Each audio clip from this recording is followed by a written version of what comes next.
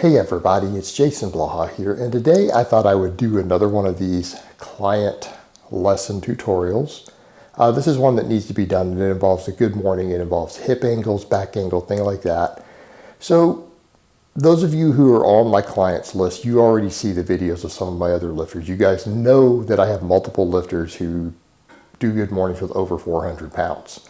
I've definitely recently posted Justin doing 425. I've posted Charles doing 405. So you guys who are already clients, you can already see that. Doug can always chime in, of course, because he's kind of a public client and say, yeah, those guys are really doing that stuff. They're on the list. I see the videos. So, and I personally do 535. That's my best good morning on camera. So people need to understand that we use the good morning in my training and the training programs and everything that I put out these days, what I discuss, what I do personally, what I do for my clients. We treat the good morning like a primary exercise. And it is the single best supplemental lift to bring up your squat and your deadlift. And the problem we have is that people don't always understand when they're looking at the good morning is that it's done in 3 dimensions. And we're fighting several different forces when we do a good morning. We're not just walking over and just taking like a shoulder width stiff leg deadlift and trying to do this with it. Because you see the problem already? Hopefully you see the issue. If we're using those sort of weights, you're just going to flip over. Okay, because one of the goals that I always set as a basic benchmark I want to see from my lifters, my male lifters, my healthy ones, is to get to 225 for 10 reps. Okay, that's one of our baseline goals. That's one of the goals I set for my guys. High priority for anyone building a strength base. And that includes my lightweight guys. I mean, Charles is a perfect example. The guy weighs less than 170. He does 405 on a good morning. What do you think he does for 10s? Shouldn't be hard to extrapolate that over. Hey, you can't just walk over and do that because you're going to flip over.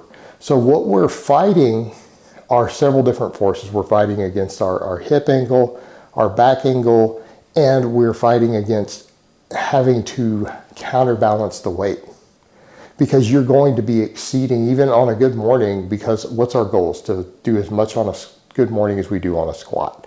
That's also a goal. So if your goal is to squat 500, we want to get to a 500 good morning. Okay, so we're going to be working with weights that are very similar to our squats and deadlifts relatively quickly. So if we start talking about even high rep work, people are like, well, if you're doing high reps, well, what have you seen me do for 20? I weigh 220, guys. I'm 220 pounds. You've seen me do 275 for 3 sets of 20. It's 50 pounds more than I weigh for my 20 rep sets. Hey, you would just flip over. You can't. So we're fighting against that. And the other thing that people get is the rounded back. They're like, well, what's my range of motion? Well, your range of motion is going to be determined by your hips because it's a hip hinge.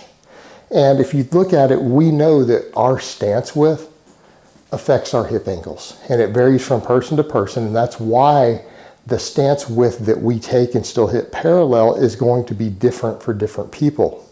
Because what do we usually want to do on a power squat? You want to squat with the widest stance that lets you break parallel. If your goal is a parallel squat, right? If you're going to do powerlifting, for example, you want the widest stance that can break that. Why? Because a wider stance is more power, more muscles involved. The wider your stance goes, the more muscles you use through your body. You also have a better angle for staying upright because we bring the moment arms further back. So again, there's massive leverage advantages to a wider stance. Lets us move the most weight. So we want the widest stance possible, but you're going to be limited by your hip structure. Well, it's the same with your good mornings. Okay, you're going to be limited by that, and you're going to have to counterbalance that with the ability to come forward. And we don't want to round the back. People will say, well, don't you want to? No, that's a specific specialty exercises to do rounded back good mornings. We don't want to do that. We want to train all of our erectors through our back for isometric strength, because that's what we do on a squat. That's what we do on a deadlift. We don't roll our back, hopefully, on a deadlift unless you're using a thoracic rounding technique, which is a very advanced technique.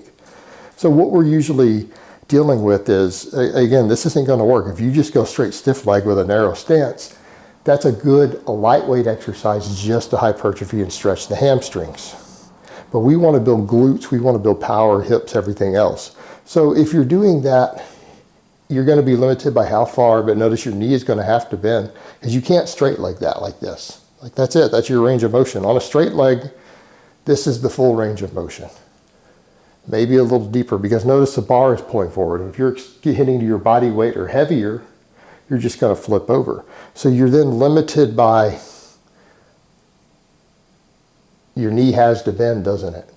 Or you've got to round the back to keep the bar midfoot, because if the bar drifts past midfoot, you're going to flip unless you're using a weight lighter than your body weight. If you're a strong lifter, you're going to need 100 rep sets to get anywhere. So what we're dealing with is the amount of knee bend that we have, and then look at the different foot positions. So if I am a shoulder width, I still got to have knee bend. Okay, but we've got to keep the chest up. This is as far as I can go. This is my range of motion. Because if I go lower, what did I just do? To go lower than that, we're rounding the back. But if I change my stance, and again, knees out, it's a completely different hip angle. In fact, you get deeper at the hip, but you have to squat a little more. We're now deeper at the hip, but right about here, I'm now rounding. But it's very different. And it's going to vary from person to person as far as your hip angles go. So people will say, well, how do you get to whatever range of motion? Well, you're going to be limited by hip angles, how far you can push your hips back, and what we can do while keeping that chest up. And you know, we go all the way out wide, pretty similar to how I do on maxes for them. What's the good morning look like? But we're pushing the hips back. And yes, that requires knee bend. Right there. And people can argue all they want about range of motion, but your range of motion is limited by your hips. As long as we reach the same hip depth that we reach on a squat, that's the appropriate range of motion. What we aren't trying to do, we're not trying to do is to roll our back. So you've got to keep that chest and that chin up. Now, it's not going to be up relative to the ground because you're bending over. But that's the same depth we reach on a squat. Okay? We're good. We don't want to roll. And the other thing, what just happened? I passed the midfoot. You're not going to do that with 500 pounds unless you weigh 550. So, what is your range of motion? Your range of motion is determined by your hips. It's going to be determined by your hip mobility, where you can press inside there, what your physical structures of the hip will allow for. And for you to reach the appropriate hip depth, while still keeping the bar midfoot, because you've got to push back while you do it, you're going to have to play with your stances a bit. Okay? But what we aren't doing is rolling our back.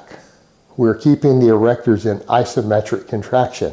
And you're going to have to do that with a heavy weight. We start talking about doing 225 for sets of 10 when you don't weigh more than that. You start talking about doing 405, 500, 600 pounds. Okay, you have to learn to perform this exercise while keeping the erectors in isometric contraction against it. Because that's what we're training them for anyways. We're not training them to be dynamic. Because we don't need them to do that on a squat. We don't need them to do that on a deadlift. It's not necessary. Okay? They're isometric stabilizers. But you've got to remember, we're fighting against balance and center of gravity as we do this. And your stance width is going to matter a lot. And you're going to have to play with this yourself to find the stance width that lets you get the full range of motion at the hip. Okay? All right, guys. So that's really all I have to say on that today. I hope it's been informative, and I will talk to you guys next time.